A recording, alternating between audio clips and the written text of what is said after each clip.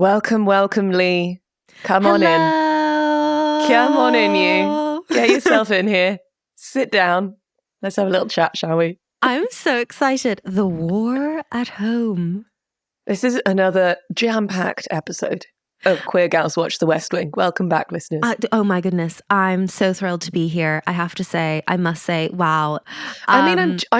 I don't wish to set myself up for something I then can't follow through with, but I actually feel almost rested, Leigh, currently. Wow. You know, I have to say, actually, same. I've had quite like a gentle start into the new year. My intention that I've set for 2025 is that I want to just have like a kinder inner monologue. That's a lovely intention. Just basically not to be horrible to myself. So because who's it serving? Who is it serving? Who is it helping? Who is it helping?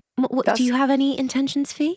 I have set myself an intention because I'm notoriously bad for being like, I'm going to change my entire life and then not following through. So mine are very simple, which is I'm going to leave the house every day before 3 p.m. Whoa. I work evenings, so just go outside. Even if it's just a walk to the end of the street and back. Yeah. Get outside before 3 p.m. And the other one is that I'm going to designate time each week to stay in contact with my friends because I'm notoriously absent from so many of the people I love's lives. And so, yeah, that's my plan. And those two things I hope are going to make me a mildly better person. Love that. Fresh air and friendship. Here's to 2025. Wow, what a slogan. Love that. I'm going to put it on a t-shirt. But something that is giving me joy, Leigh, is the West Wing. Yeah. And I must say that this ep was like, it was a bit of a romp. I was loving it. It was giving me so much. Dare I say, the most intriguing episode title to date. So broad, right? But also, is it? But also, obviously, famously, we left off last episode with a quite kind of dark argument between Abby and Jed. Yeah, just tearing each other apart in the kitchens of the White House. Should we dive back in? Yes. So this is season 2, episode 14 of The West Wing, The War at Home. Because I'm like, classic Aaron. Could this be like trouble in the Bartlet household or like violence at a protest? Like, or we've indeed got both. Yeah, at the same time. I love that you put in our shared doc that Joey Lucas was like the thumbnail on your DVD because mine was just a chessboard. No, I watched this one on 4OD, and so Joey is the 4OD thumbnail. But I love that kind of symbolic thematic choice from the DVD makers. Because I often don't really think about the DVD thumbnails with great detail because often they're just like bombastically mad. But actually, the chessboard, I feel, is very apt for this episode.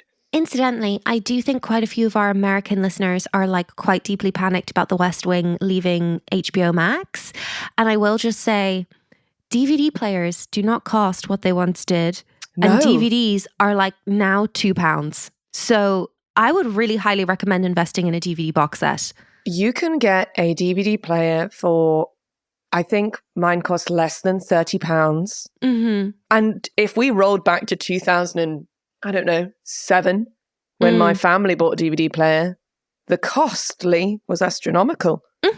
A status symbol, if you will, a DVD player back in the day. To line up the DVDs that you have. Fancy people with their Blu-rays. Who's laughing now? Worth nothing. I once dated someone who was like, no, Blu-rays are better than DVDs and would only buy Blu-rays. And that should have been a red flag. This out. Should have been a red flag. Anywho, yeah, you can buy the full West Wing DVD box set with like all the fun, like extra stuff. And it's all packaged very pleasingly. And that's not expensive because lots of people are shifting them online. Yeah. Pop onto secondhand internet sites. World of Books, if you will. World of Books, but at eBay, you know. Treat yourself this festive season. I'm pushing the festive season to last until about March, just FYI.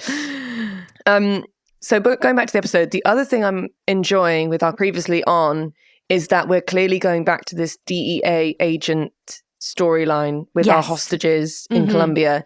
So I'm thrilled that we're actually returning to like a juicy storyline. Yeah, love that we've not just kind of immediately forgotten about the hostage taken DEA agents. Yes.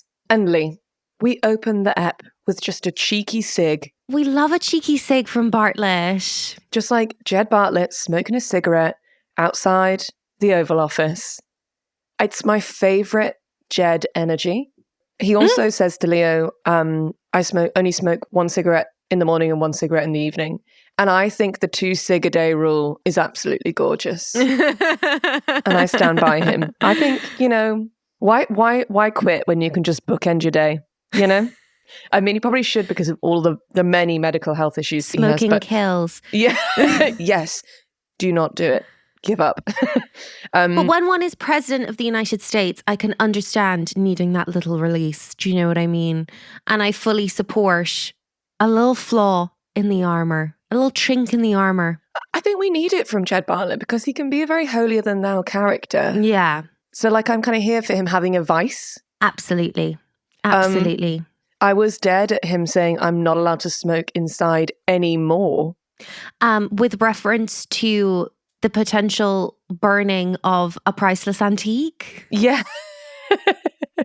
Very enjoyable. Right. So we're pulling Jed from his little cigarette back into the sit room.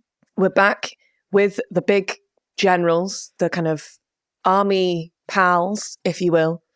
No Fitzy. Leigh, where is Fitzy? I'll say it every episode until he makes his triumphant return. I will write a strongly worded letter to Aaron Sorkin if they take Fitz Wallace from us at this early stage. Bring him back. We'll also know he deserved, if he was going to be written out, I think he deserved like a pomp and ceremony retirement. For sure. Do you know what I mean? Like, why is he just not present? Crazy. Anyway, we're discussing this plan of action we have to save the DEA agents. And we're kind of going to send basically a couple of helicopters full of really highly trained guys. We're going to drop them into the jungle. And then they're going to come and basically prison break out the hostages and then scurry back into the jungle. Done. At which point Jed says 19 guys are going to have to lie face down in the jungle till sunset. Now this feels like the part in the war film where the guy says, that's a crazy plan. And then the other guy says, but it might just work. And then cue training montage. Just like people running up hills, carrying big backpacks. Yeah. Doing the thing where they crawl through mud. It's giving, that bit in Pearl Harbor where they're taking bits off the planes to take off from the warship. Yeah. It is. If anything, Leigh, we will always refer this show to Pearl Harbor in some way. Oh, absolutely. Our lovely character from last week, Mickey, who's kind of I can't remember his official title, but he's sort of our expert in what's going on with the war on drugs in Colombia at the moment. He's I still want to continue negotiations. We love a peaceful king. We love a guy who's talk now, act later. But I think Jed's we got to get a plan in action. And Leo's kind of pushing a little bit for boots on the ground, I think.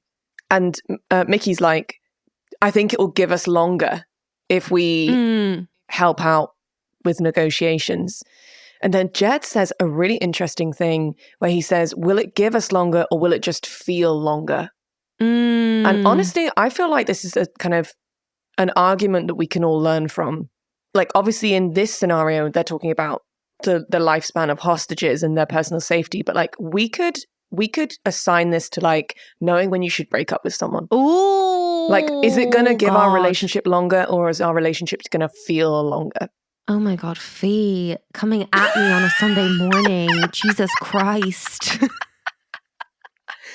But I had a pause and a slight crisis point at that point when I was there have been times in my life where I've been no, stick with it. Just give it some more time, play that thing out. And I should have just cut and run. But you wouldn't know that you should have cut and run if you hadn't given it the time to make sure. And thus the cycle continues. So we're also back with the police officer story from last week. Officer Sloan, if we remember, who had the notes on his record that he'd used excessive force, but he'd been mentioned by Jed in the State of the Union speech. Yeah, I didn't expect this guy to be back. I love that we're just very much kind of picking up the evening where we left off. I don't feel great about an unmedia trained police officer going on live news. No, I feel bad in order about to defend kind of his record. Yeah, that feels really dicey to me. I'm kind of with Officer Sloan when CJ asks, Officer Sloan, would you be willing to go on TV? And he replies, I really would just rather go home. Like, me too. Like, I'd like you to go home too.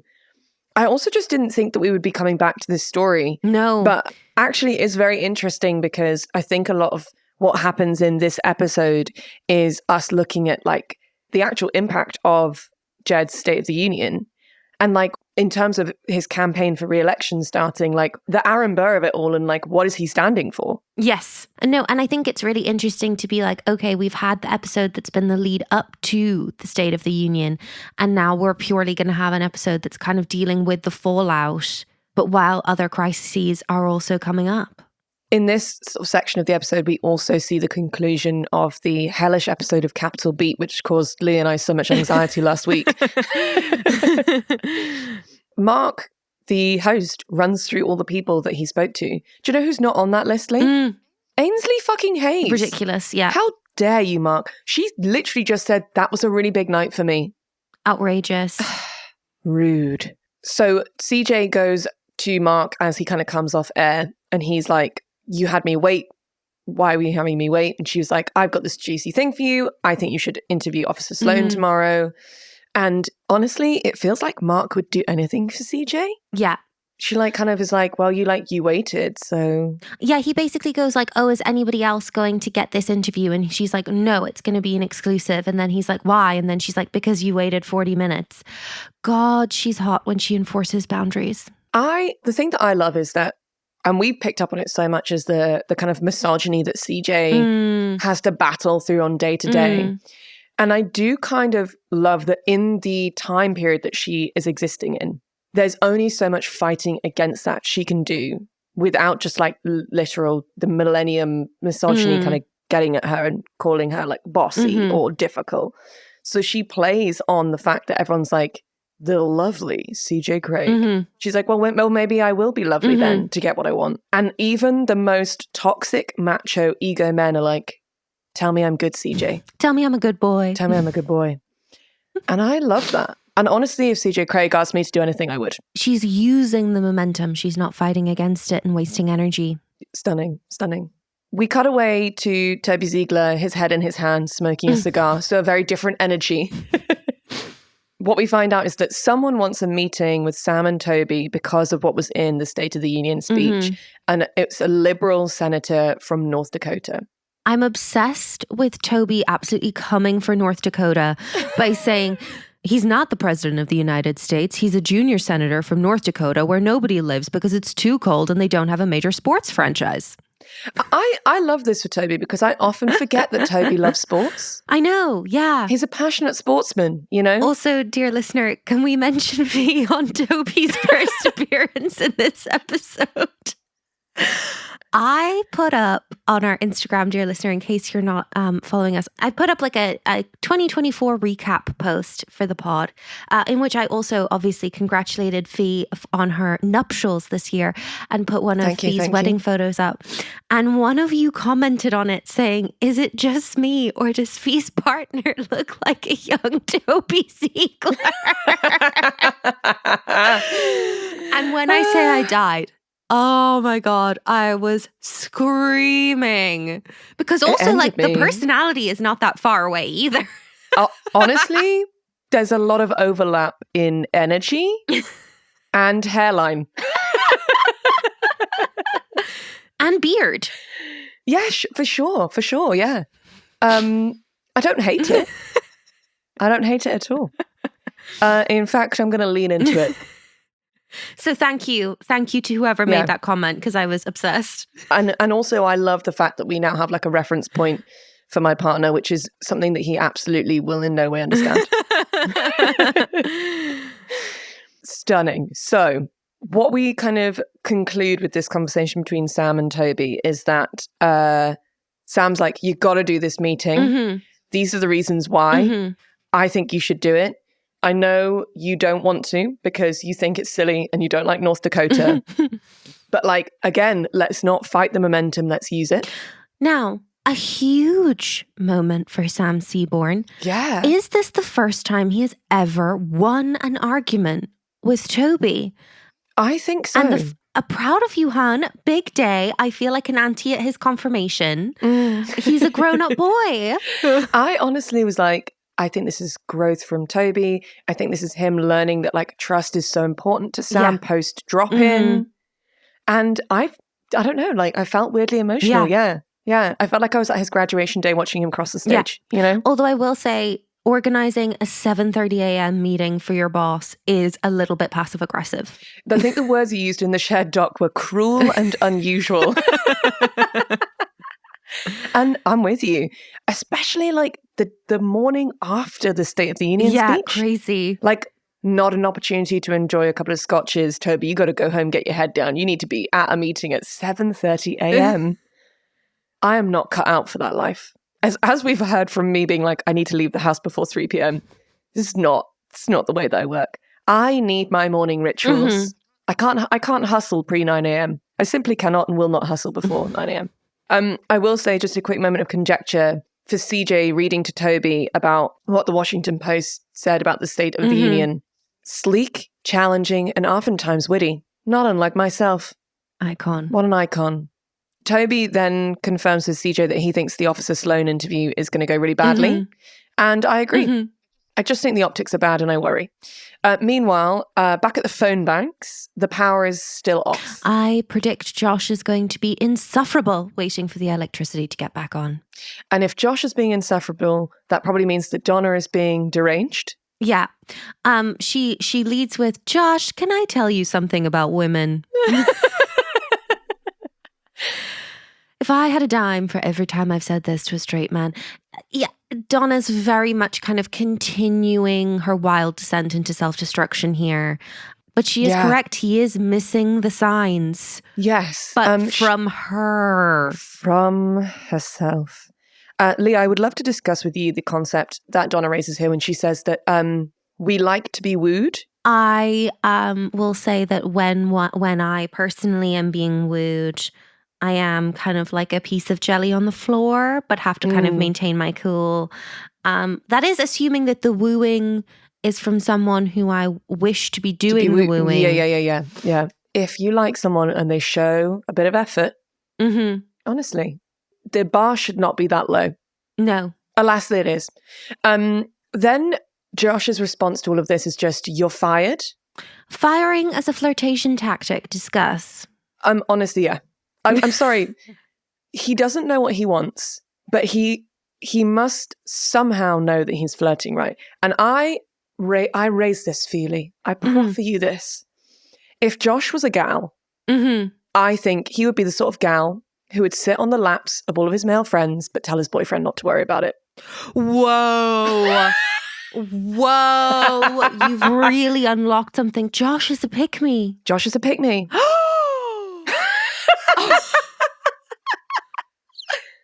I think you are the smartest person I've ever known. Thank you. It's just a classic hot take from us queer gals, you know? Josh is a pick-me. And I think that boils down every interaction that he ever has with a woman that he's attracted to, which is like, the thing is like, I don't even care about the way that I look. Like, I don't even care about dating. Like, what? Josh is a manic pixie dream boy. I guess I'm just like kind of a cool guy. Yeah, he is. The conclusion of this scene is that the power isn't going to be on. So Joey's like, let's all come back tomorrow and do it again the next day. Josh is grumpy. Now to the chessboard. Just a moment, just Jed sat outside in the cold, playing himself at chess. Interrupted once again by Leo, who's obviously desperate for Jed to just get back to work. He is sat there playing chess with himself, and Leo's just like, Mr. President, you understand we've got heating inside, right? This isn't cold, it's crisp. And that for me is perfection in terms of Jed Bartlet. Like, Yeah. he's the sort of dad who's like striding out like in the snow. Yeah. His kids being like, can we not just stay inside? And he's like, it's good for you. The cold is bracing. This is healthy. But this kind of like quite sweet energy around the chessboard very quickly gets very heavy. So heavy. I really did not expect this kind of cutesy convo to lead to Vietnam War caskets. Yeah. I think for me, it was just interesting to see like someone who had fought in Vietnam through Leo being like, you know, I've got a brain for the military and like I'm trying to work out how to fix this from a military perspective. And then Jed Bartlet, who we just know he's a lover, not a fighter. Yeah. And this is the episode. We find out later in the episode, we've had conjecture before about what war it is that Leo fought in. And we have it confirmed that he fought in Vietnam. Which we'll get to. Yeah.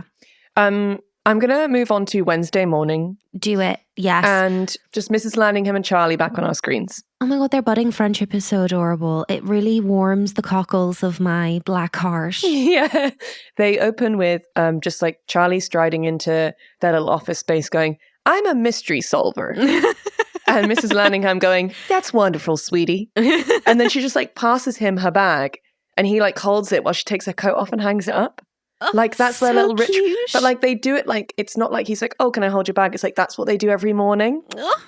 And Leigh, I would like to offer up the concept that when Charlie started working at the White House, Mrs. Landingham was like, sweetie, you call me when you're coming in and we'll walk in together. Oh. And then just since then, they've always walked in together.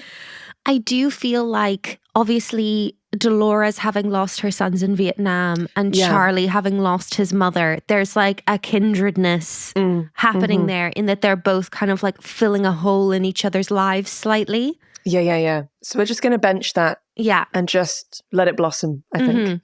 To the boys, to Sam and Josh, and finally, Leigh, that penny that has been dropping for some time. Getting closer to not fully dropping, but getting closer to the floor. I was screaming through this whole exchange. I can't with these clowns. Okay, so there's a little extract I'd love us to read out. We're just going to be bros being bros. We're just going to be bros being bros, but which particular bro would you like to be? I would like to be Joshua Lyman today. I love that for you. All last night at the phone bank, Donna was telling me I should ask Joey Lucas out. You should. Fine, but that aside, what do you make of Donna being the one pushing it? I don't make anything. You wouldn't think she'd be jealous? Huh. Hold the fucking phone bank. Does this mean that he is aware of the crush? Interesting. Then Sam's like, oh, but like she goes on dates and you don't get jealous of that, right? And Josh's response is, no. I don't get jealous. I don't like it and usually do everything in my considerable capabilities to sabotage it.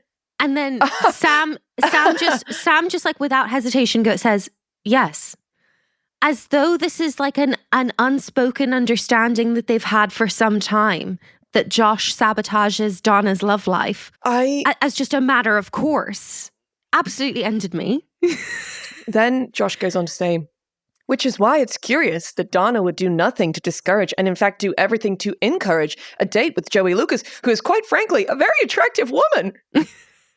To which Sam says, Josh, your voice got really high at the end of that. So there is a lot for us to pull out of this exchange. Least of all, confirmation that Sam Seaborn knows nothing about women. Absolutely useless. Which is what we were kind of pondering on over the last few weeks. You know, Donna was telling me I should ask Joey Lucas out. Just to respond to that with, yeah, you should. Do you make anything of it? I don't make anything of it. He knows nothing about women. He knows absolutely nothing. He's just like a kind of... He's quite comfortable in that, I think. Yeah. Meanwhile, I love that, like, Josh is spiraling. I love that Josh is spiraling, and then extremely humbling for him to have to go immediately from this already quite humbling conversation into like a deeply serious meeting about the war on drugs and mass incarceration with President Bartlet. Yeah. And like, this is like first thing in the morning. But we should away to a hungover Ainsley Hayes Love it. in the bullpen.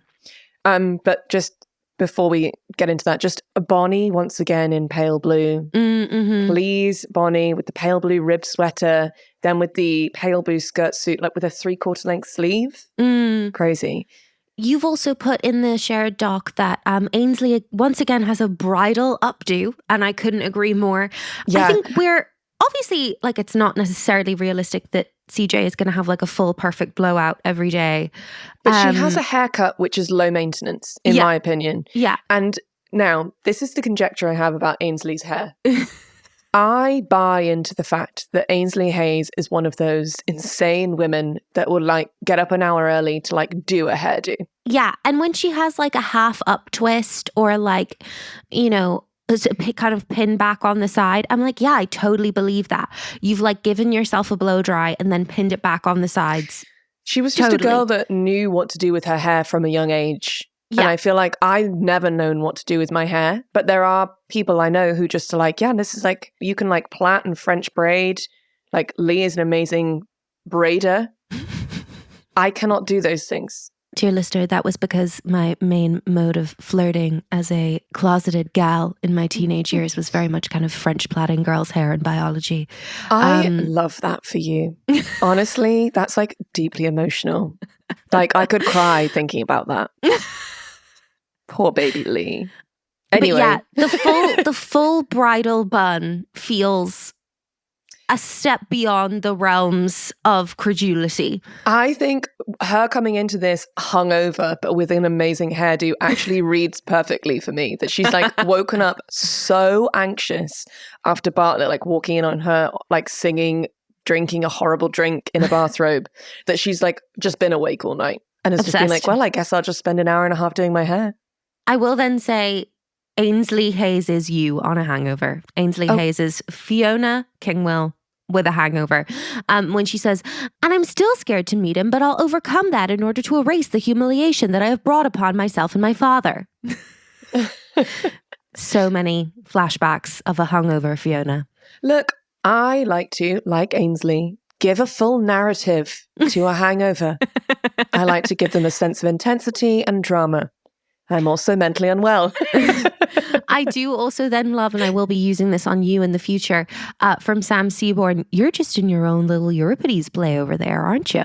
Which is an absolutely outrageous response to a woman being like, I'm having a crisis. A crisover I enjoy, actually. It is brazen in the face of a vulnerable woman's hangover, for sure. For sure. But also flirtatious. But we must go to Toby's 7:30 a.m. meeting with Seth Gillette, which is a crazy name. So we're giving razors and Seth. So this is the junior senator from North Dakota. And let's just say this scene is heated. I was not prepared for the junior senator from North Dakota to bring this much heat to this exchange. Yeah, like Seth is just going all in. I would love to someday call someone a patronizing son of a bitch to their face with as much gusto as Seth does without having an anxiety attack over losing my career. Yeah, and also to do it before 8 a.m. Yeah, that's a wow. You know? I do feel that it feels slightly scripted on Seth's behalf. I feel like he has practiced in the mirror some of these witty rejoinders in anticipation of Toby's arguments. Yeah, whereas the thing with Toby is like it's always so off the cuff. Like when he's like, look, the president isn't a member of your party, he's the leader of your party. Like it's so hot when Toby's like that. I will say that Toby's idea that seniors, environmentalists and African Americans will never desert the president is really dark in light of the 2024 election. Yeah. I decided personally to just like not linger on that. Moving swiftly on. But I do have a question, which is Seth's then like, I'm going to run as a third party candidate. So would that mean that he would like run as an independent? And roughly like, do a lot of people do that? Is that like a bonkers thing for him to say, or actually something for like Toby to be like, shit, we need to control this? So people do run as third party candidates, and like, listen, they're realistically never getting anywhere near the presidency. But what they can do is take enough of the margin of votes from one side or the other that swings a state in the direction of a particular party. So for some people, so Jill Stein has been the Green Party's nominee for president several times. And there are many people that feel that due to Jill Stein running is part of what lost Hillary Clinton the 2016 election. So it's kind of almost like a kind of chaos tactic in a way to just like, especially if your political opinions are aligned with perhaps, say, Seth is going to be closer in his political opinions to Jed Bartlet than perhaps to the Republican nominee. But is it a way of like showing dissent within a party to be like, well, I'm going to fuck this up for you because you're not a true Democrat? I mean, I think Jill Stein would make a different argument for that. We also had in the 2024 election Chase Oliver running as the Libertarian Party candidate. And also famously, RFK Jr. ran as an independent this time around. Now, each of them got like between 0.4 and 0.5% of the popular vote and 0 electoral college votes. But, you know, sometimes it can be enough to swing an election away from somebody. Very interesting. Thank you. I will say that there's a couple of real standout moments in this argument. Now, one is calling Toby a patronizing son of a bitch. Now, obviously, I feel like son of a bitch is kind of more rude to mothers than to individuals. But alas, in an American drama setting, it really hits, doesn't it? It really hits hard. Yeah. The other thing that I had a lot of time for was in the heat of that moment, Toby being like, here's a joke. Yeah. And then just saying a joke about anemones. And you know what? I think I'm going to take that as a tactic into future arguments. And it's like, I see you're getting really red in the face and heated right now, but I'm gonna poke the bear even further and show you that I am not riled. I will not be riled by you. I'm actually gonna come back at this with quite a camp dad joke with about friends anemones. Like these. Who needs anemones? I loved it. It's crazy that it's like a really soft, gentle vibe, but then he immediately talks about ass owning. Okay, yes. He leaves by saying, come at us from the left and I'm going to own your ass. Again, men talking about owning each other's asses. We've never heard this phrase come out of a female character in this show. And a question to the room, Fiona, do they not realize how deeply homoerotic this is as a phrase? I've never felt the urge to own someone's ass, you know? No. But like more power to the people who want to. And I don't know, Toby makes it hot for me. That is true. That is very true. I personally find the phrase horrible. I'm very with you with the notion, like, I'm not sure that these straight boys know how gay they sound.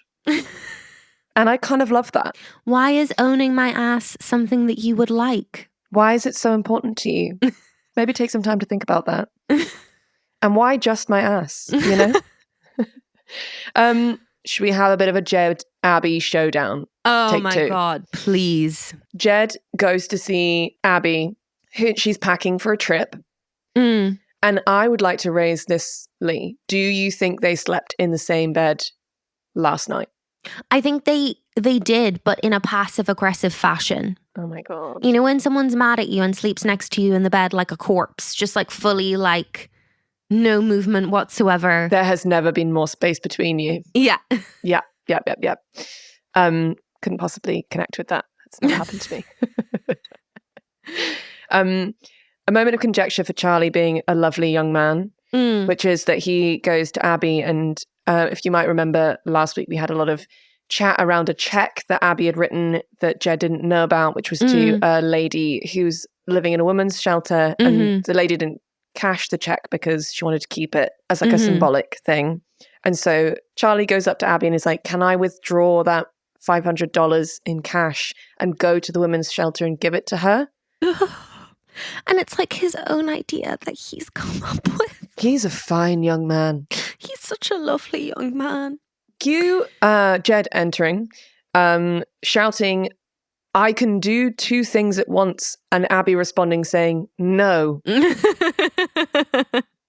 And this is why I feel like deep down I am an Abby. Mm-hmm. Like in a kind of emotionally heightened space, like I will be quite on the edge. Like I'll be giving a lot of drama. But I do also know what's better for you. I will control your life. Fear me, but never leave me. You know? She's a Virgo, ladies and gentlemen, and those who don't ascribe to the gender binary. I do appreciate that, like, Jed is coming to her being like, I don't want you to go away on this trip without us having talked. I do. I have a lot of respect for their marriage, I have to say. They both give as good as they get. Do you know what I mean? Definitely. I love that also in their fights, Abby pushes Jed to, in contrast to Toby, in the heat of an exchange, just like keeping it calm, cool and collected and coming in with a joke. Abby pushes Jed's buttons and knows exactly how to do it so well that she pushes him to say ever more insane things in every fight. With Jed ending up saying, can I be in charge of my own mind? No, you can't, Jed. You married Abigail Bartlet. Yeah, you made that choice. You could have been in the priesthood. Yeah. And she then says one of the most spectacular things that I've ever seen a wife say to a husband in televisual drama, which is, let me tell you something, jackass. Get as chippy as you want if it makes you feel better. I am your wife. I love you. You have a crisis. You have to deal with it. When it's done, we'll talk. Stunning. The sheer confidence, you know? I would love to be able to shout. I would love to have the confidence to shout in the middle of a domestic, let me tell you something, jackass. Yeah. And I feel like they're very passionate fighters, but they're like also so trusting and holding so much space for one another at the same time. Yeah, it's emotional for sure. Yeah, I'm so bad at fighting. I think what I've learned in this episode through both the Toby and Seth exchange and this Abby Jed domestic is that I really want to be better at fighting. I'm so crap at fighting. But we're lovers, we're not fighters. That's true. Leigh. And also trauma has made us incredibly triggered by conflict. So yeah that's probably why. To Wednesday evening. And Josh Lyman is on hold. I'm in some kind of hellish hold world of holding, which is so poetic, a modern parable. I would say that being on hold is almost as bad as being on a rail replacement bus. Agreed. Yep, confirmed. Does America have rail replacement buses? No, because most people never take the rail. What? Well, traveling by train is a treat. I love traveling by train. It makes me feel old worldy. However, every now and then in the UK, trains break down or there is work on the lines and you get put on something called a rail replacement bus.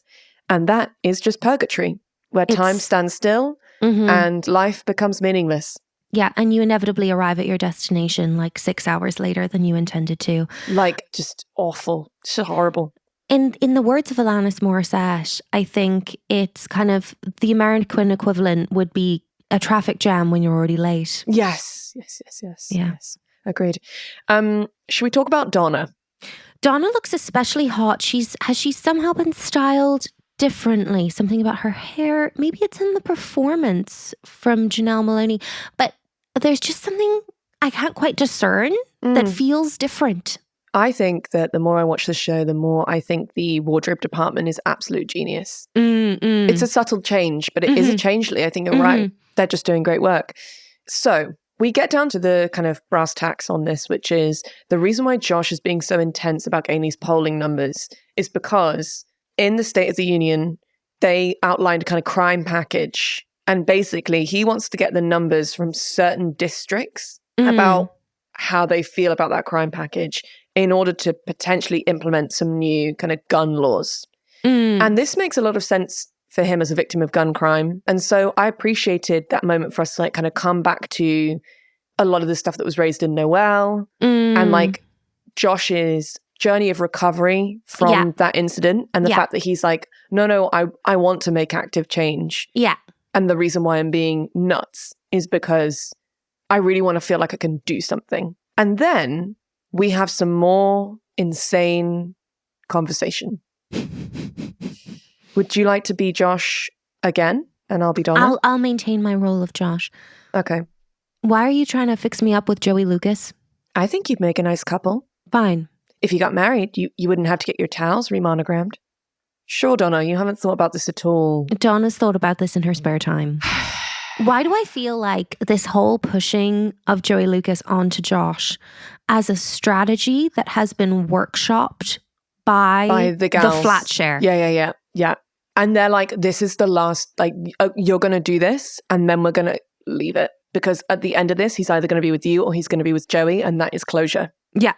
And that, my friends, is closure.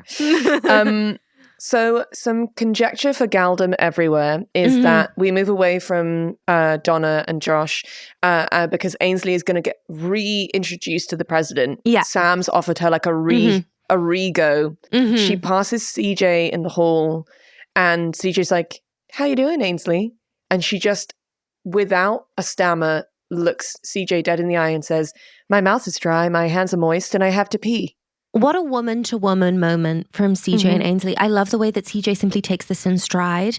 And I feel like it feels really grounded in the fact that Ainsley and CJ form their bond in a moment of vulnerability for CJ. And therefore, they are able to be fully vulnerable with each other in moments of crisis. Yeah. Sam then takes Ainsley into Leo's office.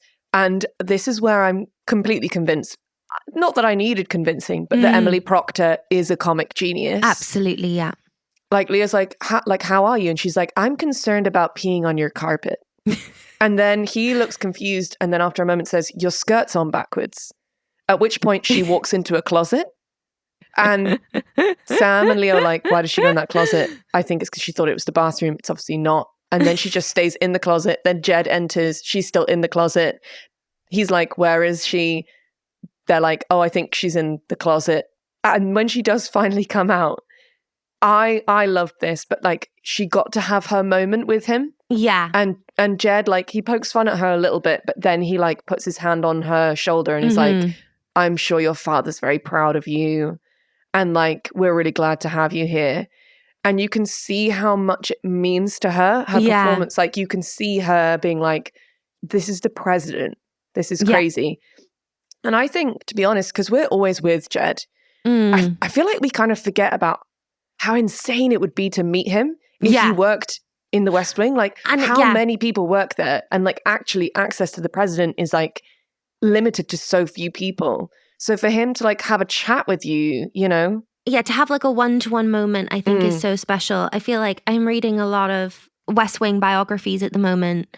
Would you believe, for another project? And it's, you know, a lot of people I think don't get like a formal introduction to the president. They just kind of are like, oh, I've passed him in the hall and now I'm in a meeting that he's also in, but I'm not an important person in this meeting. So we've like still not been introduced.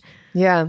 So I'm really glad that Ainsley had that moment. But this is crashed by bad news. Yeah. Because we are hustled into the Oval Office with our core military team from the sit room earlier. And bad news, Leigh. Black Hawk Down. Yeah. Wow, that's really tough. So the whole hostage extraction plan was based on false intel. And they were absolutely played by the Colombian kind of drug cartel that they were trying to get these hostages back from. And 9 people are dead. And the hostages aren't still. And now we don't know where the hostages are because they weren't where we thought they were. Jed like storms out of the Oval Office onto the... Is it the colonnade? The colonnade, yeah. And just like shouts like, damn it, damn it. Oh, and the performance from Martin Sheen, it's like, I really felt that damn it to the core of my being. Yeah, and it's like raining and it looks cold and like it's such an incredible performance. And he like kind of steels himself, comes back in and he's like, right, I want the like president of Colombia on the phone. I want a translator my end. I want a translator his end. Like, let's go. We've got to talk now.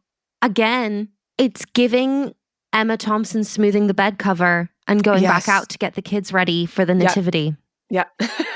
Why is people like stealing themselves and like swallowing down emotion so moving? I love it. It's like my favorite type of performance is someone being like, get it to fucking together, but only to themselves. Yeah. So this was then really interesting. Yeah, I've always wondered how this works when like world leaders are speaking to each other that don't speak the same language. It was really fascinating to watch how it's done. Yeah. And the other thing that I found really interesting was like what an insane job. Like how amazing, but also like whenever, I suppose half of the time you're working, it's going to be like pleasantries, visits. But then the other half of the time is going to be these really high stakes moments. Like that's a biography I'd love to read. Yeah, totally. Like if you think about periods of history where there's been kind of conflict between America and countries that, you know, you're going to need translators to work. Interpreters, yeah. Interpreters, yeah. My mum was a translator, and like I think being like having to do that in the moment, because like also in these diplomatic negotiations, like the subtleties of language are so important in terms of tone. And to be able to do that on your feet in a nuanced way, translate what's being said, not just the literal meaning. Yeah. It's fascinating. But the conclusion of that conversation on the phone is that the Colombian president basically is offering to release kind of the leader of this cartel, who's in prison currently in Colombia, as like in exchange for the DEA hostages. And what we're left with is like, okay, we need to work out whether or not that's worth doing. So time for a round table. We do not negotiate with terrorists. An amazing Donna explainer about why. One of the best ones, I think, actually. I think so, between Josh and Donna. And actually, I felt like Josh didn't patronize her in that explanation either, which was really nice. And as an outsider who, I mean, I don't know a lot about this sort of stuff, I really enjoyed the description of why we can't just hit them with the fury of God's own thunder. Totally. And like the concept of it having to be, like, if the war on drugs was to be boots on the ground, we would need a 10-to-1 ratio. Yeah. And that was incredibly interesting. Because again, it kind of pulled into focus this concept of everyone in that room, especially all of the big military guys, having that like memory of Vietnam on their shoulder. Fantastic quote from Jed Bartlet. You really got to ask yourself, what's the point in being a superpower anymore? And then I will say Bartlet is doing a lot of kind of dramatically walking out of rooms with no walking or explanation in this episode. He's truly a man on the edge. The combination of being in a fight with Abby and like not knowing what the answer is with the DEA hostage situation, he's just striding. I say let the man stride. Yeah. He's processing. And, you know, if there's a building to be in that's got space to stride, would be the White House, you know. I find walking an incredibly helpful part of processing stuff. What I will say is walking out of rooms with no explanation is stressful for the people in it. Yeah. So would love him to be like, give me 5. Yeah. But back to the war at home. Abby is packing for her trip still and is just demanding that all of her staff bring sweaters for the plane. And it's really invoking your Aunt Leigh. Yes. All of my aunties, in fact, yes. And just like me being red for filth when I first went to Ireland to visit Leigh because I was threatening to leave the house with no coat on, and just like the sheer horror in the majority of the female members of Leigh's family being like, what do you mean you're going out without a coat on? So it's time for them to finally get into it. Yeah. And I think in my head, Jed's like, I can't even start to consider everything that's happening in Colombia if like my wife is angry at me. Yeah. Like I feel like I need her full-throated support. Yeah. So they argue a lot about packing for a while. Yeah. And I will say, don't come for Abby's packing, Jed, when you do no packing yourself. Yeah. And I think that packing well is an incredibly attractive trait to have, and he should respect that. Yeah. Then Abby just goes for it.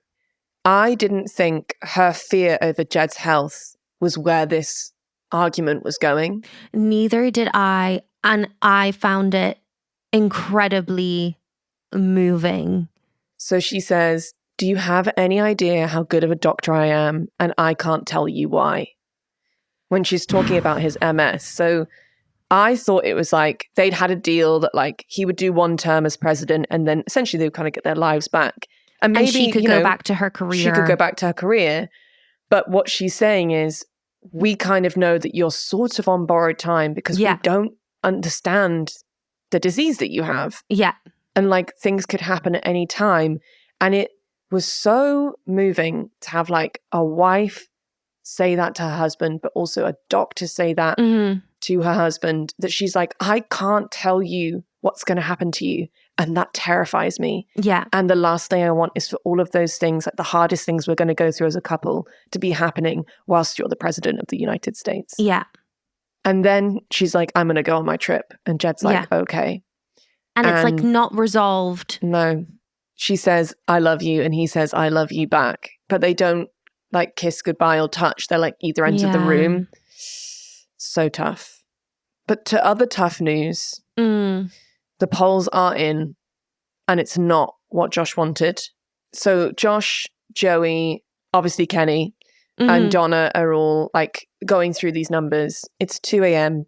Donna's like, it feels like there's no way we can get tonight. Can I go home? We've never seen Donna go home for the night before and like ask Josh if she can leave.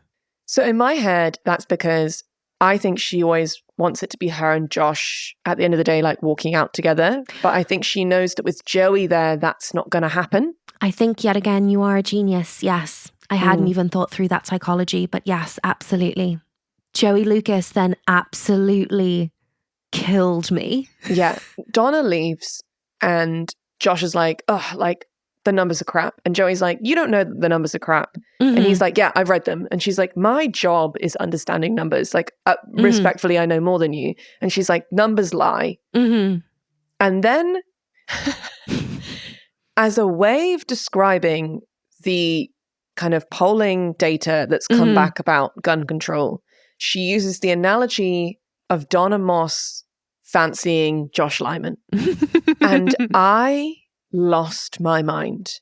I actually had to pause to calm down. Me too. The fact that the reveal that Joey has been like watching and seeing everything that has been happening and understood it perfectly this whole time.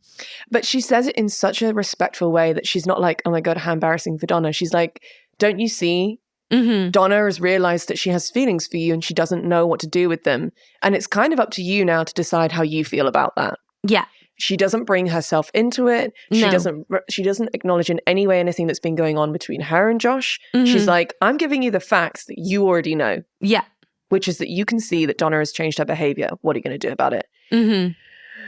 Oh, God. What's he going to do about it? Fascinating. Fascinating. Let's leave that there and close out with Jed doing some more walking and thinking. And I just suddenly thought like, oh my goodness, Jed is going to be lonely tonight. I feel like he needs a cuddle with Abby, and I feel like Charlie feels that also. Charlie like doesn't want to let him walk into the residence alone. Yeah. But we have a little gal pal moment between Jed and Leo again. And this is where we get the confirmation that it was Vietnam that Leo fought in, because he says, I fought in a jungle war. I'm not doing it again. Yeah. And I thought that this was phenomenal in that this kind of this conversation between these, once again, these two men, it's kind of coming full circle to almost the top of the episode, which is just like what our generation went through. Why on earth would we do that again? They talk about war, they talk about chess as men do and conclude that everything is fucked. And then Jed's like, I'd like to go and see the coffins returned to US soil. Just Martin Sheen prepping for his Emmy nom there. And as I watched those kind of caskets draped in the American flag come off of the plane, I really felt the urge to go and listen to a Carrie Underwood song just to kind of fully deal with that moment. Yeah, truly. And that's the end of the episode. Like I feel like we're on the precipice of something here. What a great ep. An amazing ep. I have to say, in terms of our quick fires, for the best fashion, for the first time, I wasn't actually paying that much attention to the clothes. Do you know what? I agree. And actually, I just had a couple of thoughts kind of come to me. One was obviously Abby's sweater obsession and that everything she was packing and everything that her assistants were packing was like plum coloured. Yeah. Which is actually a gorgeous tone on her. The other thing I will say is Ainsley, when she met the president, was wearing this sort of like tweed skirt suit, which she had no right to look good in. And her little bridal updo. 100% Republican styling. That is so true. That is so true. Yes, absolutely. What could a British or Irish politician never get away with? Do you know what Truman Capote said was the worst part about operating outside the law? Yeah, sure, for sure. Just like invoking Truman Capote. I think for me, using an analogy about someone's assistant fancying them to like break down gun control statistics. Yeah, absolutely. 100%. Yeah. How long until our big ticket bingo items of guns, abortion, free speech, religion come up? I mean, big energy this week with the war on drugs. And again, coming back to like gun control. Juicy stuff for the Bartlet administration currently. But Leigh, what was your best writerly moment, do you think? I'm in some hellish hold world of holding. Yes. Yes. I think that was very pithy for me. Mm-hmm. I personally loved from Toby he's not the president of the United States. He's a junior senator from North Dakota where nobody lives because it's too cold and they don't have a major sports franchise. Enjoyable. Man, I feel like a man? No, I don't get jealous. I don't like it, and I usually do everything in my considerable capabilities to sabotage it. Yes. Which is why it's curious Donna would do nothing to discourage and in fact do everything to encourage a date with Joey Lucas, who is, quite frankly, a very attractive woman. Josh, your voice just got really high at the end of that. For me, that is manhood. Mm-hmm. I would like to counter that with, come at us from the left and I'm going to own your ass. Just another moment for ass owning, I think. And I have to say I have a man I feel like a woman for this episode, which is, let me tell you something, jackass. Get as chippy as you want if that makes you feel better. I am your wife. I love you. You have a crisis. You have to deal with it. And when it's done, we'll talk. Yeah, agreed. Yeah. And Leigh, what was the moment that made you proudest to be an American? I fought in a jungle war. I'm not doing it again. If I could put myself anywhere in time, it would be the cabinet room on August 4th, 1964, when our ships were attacked by North Vietnam and the Tonkin Gulf. I'd say, Mr. President, don't do it. Leah McGarry, everyone. Yeah. I would love to learn. Well, in honor of the hostage-taken DEA agents, we're going to look at what even is the war on drugs. Please. As obviously Bartlet says, this is something that he inherited from the president before him, from the president before that, from the president before that. In this episode, I thought it would be interesting to kind of look at the history. So to the 1700s, Fiona. Wow, we're really rolling it back. Just a small moment for one of your countrymen. So sorry. William Ewart Gladstone, to begin. He was a prime minister. Yes. Now, obviously in the 1700s, the British Empire conquered the kind of major poppy growing region of India. Yeah. And obviously poppies become opium, and began to smuggle opium from India through China through the East India Company. And they used the lucrative opium trade to buy luxury Chinese goods, e.g. silk, porcelain, tea, obviously. The Brits love tea. We got to have our tea. And export those back to Europe. And therefore, opium addiction in China rose steeply because they were selling opium to China in exchange for these goods. The Qing dynasty realizes that they have a problem with opium addiction in their country. And so they outlawed opium importation as like a public health concern, which led to the Opium Wars because the Brits were simply not having this. Absolutely not. And resorted to, quote, gunboat diplomacy to force the Chinese government to keep ports in Shanghai, Canton, and elsewhere open to trade, to keep opium trade routes open. China lost the Opium Wars, and European powers therefore gained commercial privileges and land concessions from China, which is how China ended up ceding Hong Kong to the British in the Treaty of Nanking following the First Opium War. Now, our guy, William Ewart Gladstone, now, obviously, he was a man alive in the 1700s. Did he have problematic views in some cases? Yes. Oh, for sure. But on the issues of drugs, he was actually kind of a king. He served as prime minister for 4 separate periods, which is more than any other prime minister. And Queen Victoria described him as a half-mad firebrand. But the British working class referred to him as the grand old man. Now that, to be honest, is probably, as a politician in the UK, about as good as it gets. Yeah, he also, to his credit, put forward several bills for Irish Home Rule in 1886 and 1893. They weren't successful, but he tried. Oh, well, that's, more than others did, Leigh. Truly. But that's kind of slightly beside the point. He, just my own personal pet cause, but he denounced the First Opium War in Parliament, saying it was a war more unjust in its origin, a war more calculated in its progress to cover this country in permanent disgrace. And this was because his younger sister suffered from opium addiction. Oh. What a fascinating, tragic backstory for that man. Which leads us to drugs in America. I promise I'm getting there. So 1849, it's the gold rush. Thousands of Chinese immigrants are arriving in America to work on the railroad and to mine in the gold fields. And they bring with them the habit of smoking opium. Okay. Which leads to so-called Chinatowns being established throughout the Wild West where people can smoke opium in opium dens. Ah, yes. Now, kind of in this mix also, morphine was isolated from opium in 1803, which is 10 times stronger than opium and was used widely as a painkiller for injured soldiers throughout the US Civil War. I mean, I'm really glad that pain relief was on offer.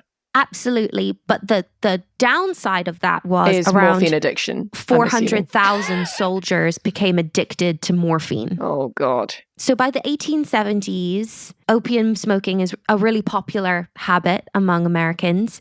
And in 1875, San Francisco became the first city to pass legislation to limit opium use, making it a misdemeanor to maintain or frequent opium dens. One of your countrymen, unfortunately, an English chemist named Alder Wright, seeking to kind of look for a less addictive form of morphine, refined something called heroin from a morphine base. Oh, man. His intentions were in the right place. Alder was trying to do the right thing. Unfortunately, he made heroin. Yeah, for sure. Now, concern that opium smoking would encourage sex work and other crime. Well, that's what they kind of said it was, but also a fear that white Americans were going to end up unemployed because Chinese immigrants were taking jobs, created the Anti-Chinese Campaign and the Chinese Exclusion Act of 1882, which led to a 10-year moratorium on Chinese immigration. So it's very much like we've discovered that we have a drug addiction problem in our country. Rather than trying to address the root causes of it, we've decided that these people who are other are the people who are bringing it in, and it's not a problem for anyone who's white. Also around this time, in 1886, American pharmacist John Stith Pemberton began marketing a beverage concoction of cocaine and sugary syrup to the American people when he founded Coca-Cola. Yeah. It's crazy when you think back that there was just cocaine in it. Now, at first, it's only sold at racially segregated soda fountains. So it becomes popular among the white middle class. But then eventually, they begin selling Coca-Cola in bottled form, which is when it becomes accessible to the lower classes and minorities. And actually, in the 1890s, the Sears Roebuck catalog, which was very popular at the time, included an offer for a syringe and small amount of cocaine for $1.50. Wow. It's just kind of bonkers, isn't it? That just it's like... mad. And also because I feel like kind of the concept of like drugstores, there was a big period of time where like you would just have like a pharmacist and he would just sell like ice cream and soda and drugs. I mean, still to this day, they're just the legal... I suppose these were the legal drugs of the time. Yeah, yeah. Some states kind of began passing laws to ban or regulate drugs in the 1800s. There was the first congressional act to tax morphine and opium in 1890. In 1903, Coca-Cola removed cocaine from its products, but that was likely motivated by a racial bias and tightening regulations rather than actual health concerns of cocaine addiction. Oh, it's mental. In 1908, the use of opium reached such levels that President Theodore Roosevelt appointed Dr. Hamilton Wright as Opium Commissioner of the United States. And in the New York Times in 1911, Wright is quoted as saying, "Of all the nations in the world, the United States consumes more habit-forming drugs per capita. Opium, the most pernicious drug known to humanity, is surrounded in this country with far fewer safeguards than any other nation in Europe fences it with.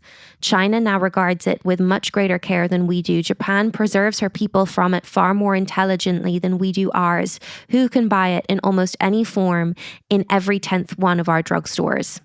Which all kind of like culminates in 1914 with the Harrison Narcotics Act being passed, which effectively outlawed the sale and use of the coca plant, which cocaine is derived from, and opium products. Now, ultimately, it was racism that fueled support for the law, with newspapers and politicians and physicians kind of claiming that it was a Black problem. Yeah, I kind of thought that was coming. Yeah, using quite a lot of language that I'm not going to quote. I don't think it needs repeating. And in 1919, obviously, we have the 18th Amendment being ratified, which kind of brings us into the Prohibition era, with alcohol being outlawed. Now, I have spent a lot of time working on projects based in this time period. So yeah, I know I'm your prohibition go-to gal. But yeah, I do find it, like, the temperance movement for me is so interesting, because it's like, you know, when you're like, I don't think the biggest problem is alcohol currently. Yeah. But sure. Now, this leads us to, obviously, Prohibition was lifted in 1933, which leads us actually all the way to Nixon in the 1960s. Yay, okay, here we go. Yeah. So there's a rise in recreational drug use in the 1960s. And in 1970, Nixon signed the Controlled Substances Act, which was his way of kind of coming back at this increase in drug use and the kind of moral panic around that, which called for the regulation of certain drugs and substances into 5 schedules, which classify drugs based on medical application and the potential for abuse. So Schedule 1 drugs are considered to be the most dangerous and pose a very high risk of addiction with little evidence of medical benefits. So on Schedule 1 drugs, we have, for a long time, marijuana, LSD, heroin, MDMA, also known as ecstasy. And then Schedule 5 drugs are things that are considered to be like less likely to be addictive, but are still regulated in some way, e.g. cough medications that contain a small amount of codeine. Now, in June 1971, Nixon officially declared the war on drugs, stating that drug use was, quote, public enemy number 1. Whoa.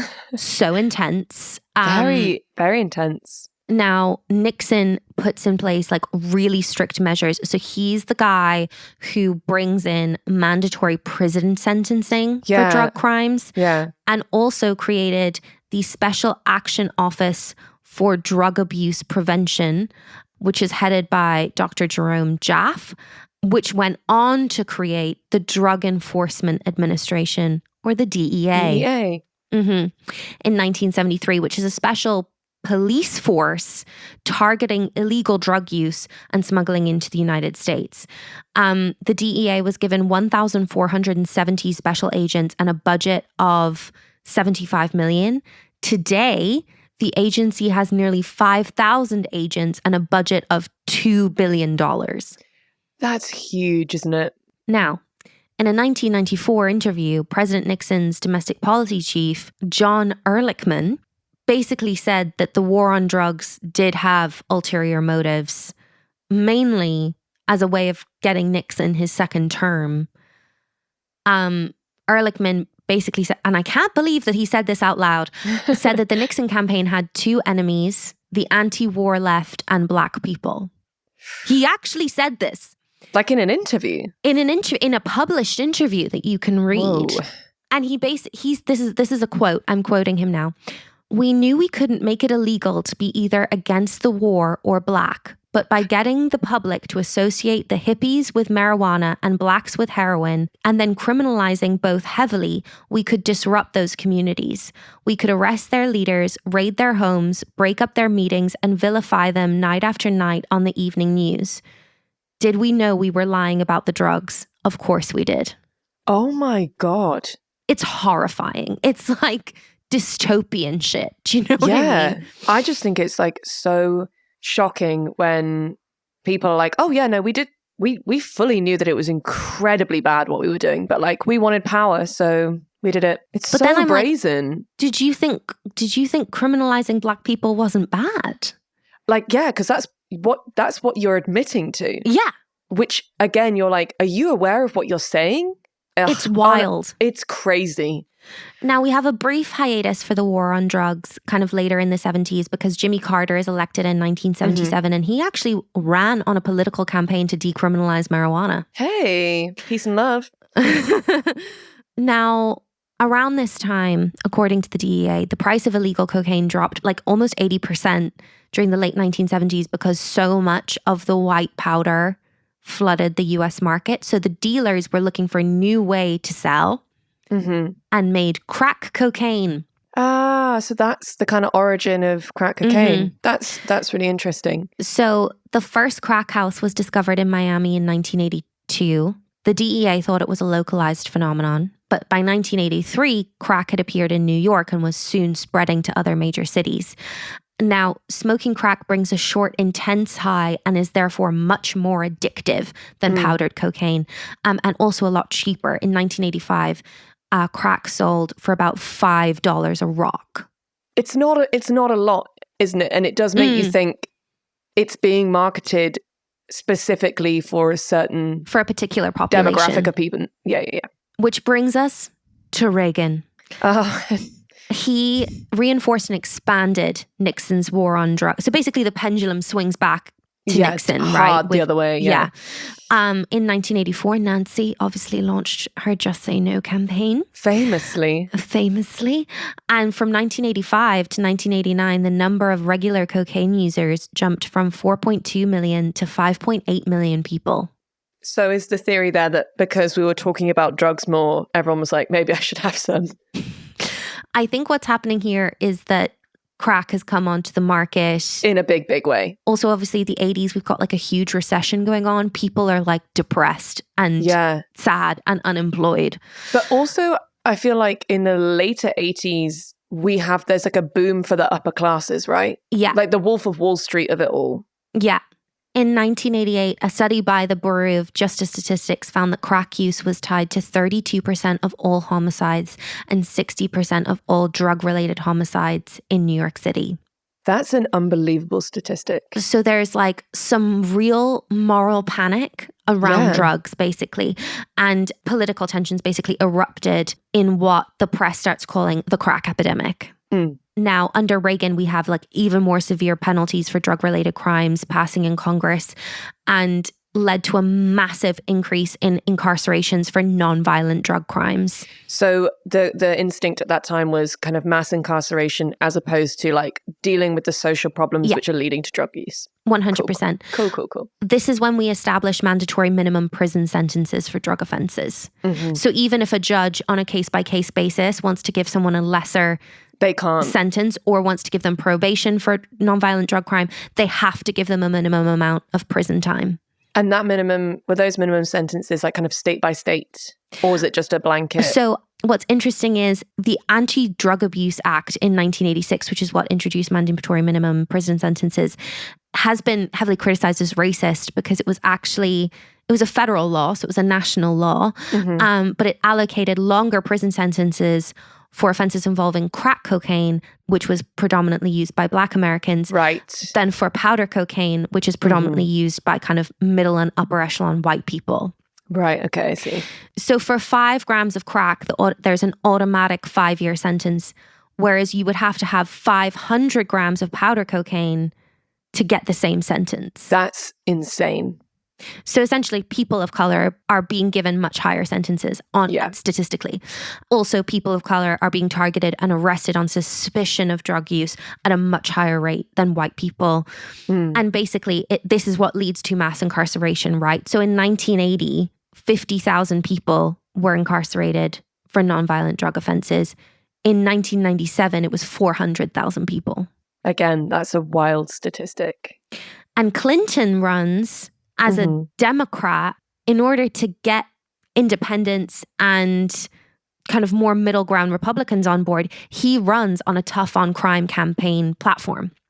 So he passed the 1994 crime bill, which was a $30 billion piece of legislation and funded 125,000 new prison cells, mandated life sentences via 3 strike laws. So now suddenly, if you're convicted of a nonviolent drug crime on 3 separate occasions, you have a mandatory life sentence. That seems crazy that passed. Yeah. He also included 60 new crimes as being worthy of the death penalty. I didn't know that. Mm-hmm. Which would kind of, I suppose, leads us to where we are now. In the last 40 years, the number of people convicted of drug-related crimes has risen over 500%. In 2014, nearly half of the people in federal prison were incarcerated for drug-related crimes, according to the Federal Bureau of Prisons. Mm-hmm. And the war on drugs has essentially perpetuated cycles of poverty in low-income communities and disproportionately impacts people of color. Black people are more than 3.5 times more likely to be arrested for cannabis possession than their white counterparts, even though white people and Black people use cannabis at a similar rate. Mm. And African Americans and Hispanic people are 60% of the prison population. Yeah.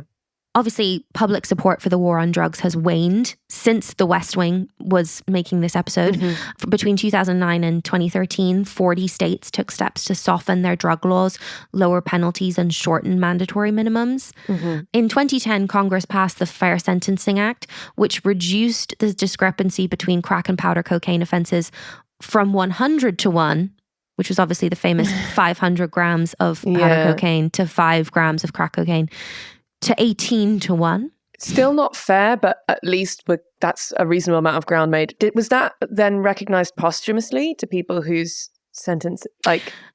That I don't know. I don't know if it was applied retroactively. Mm-hmm.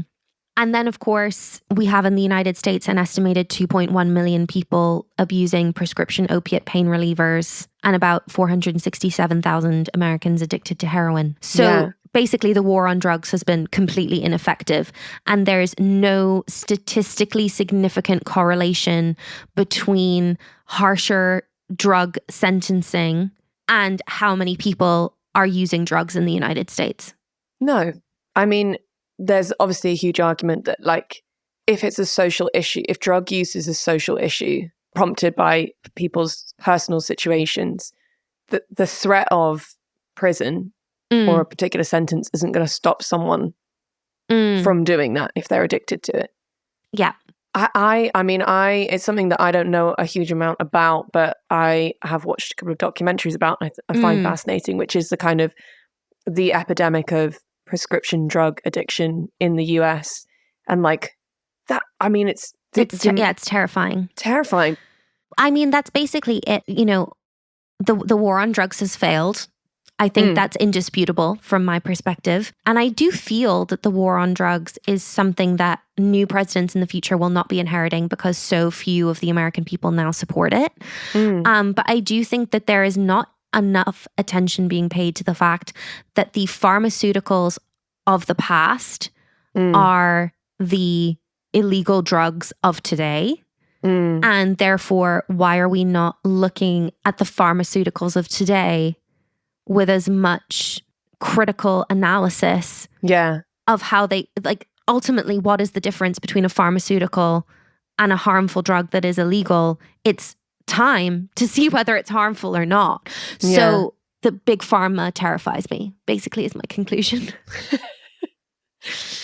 And at some point, perhaps we will dig into what even is big pharma, but not today. No, and perchance I will, for that, have to do a rewatch of Anne Hathaway and Jake Gyllenhaal in Love and Other Drugs, just for my own personal enjoyment.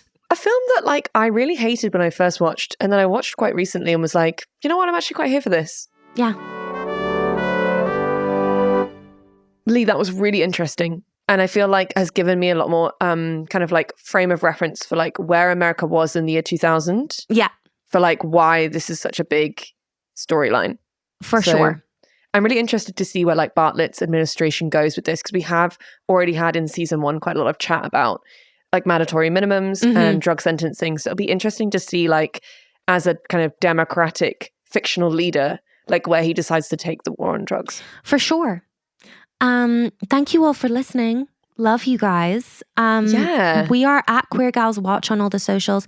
Pop us an email if you have any particular study session requests. queergalswatch@gmail.com. And we will be back on your commute and on your workout and in your car next week. Next week, yeah. Should we do it again next week, Leigh? Let's do it. For now, enjoy your New Year's intentions. Yeah. I'll be enjoying mine. In fact, maybe I'll go outside now. I'll see you next week. Bye. Bye.